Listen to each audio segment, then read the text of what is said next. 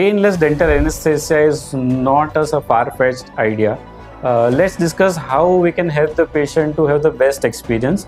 There are a lot of options for giving anesthesia to the patient, and since I go to many clinics around, I see a lot of things people do which we shouldn't do. So the basic one is our 2.5 ml syringe. However, 26 gauge is something that we should use minimal.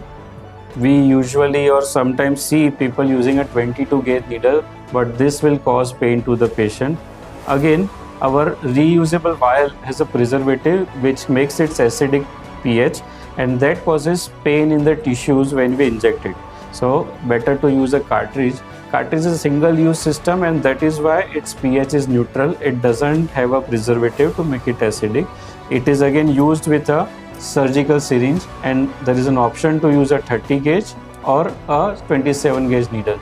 This is much more comfortable for the patient, and along with the neutral pH, it gives a better experience to the patient. Now the last thing that we control or we cannot control is the amount of speed with which we inject the anesthesia. So again, the next best option is to go for a controlled delivery system. A controlled delivery system has a mechanism inside which slowly releases the injection, and the patient feels, so, oh, when did you give the injection?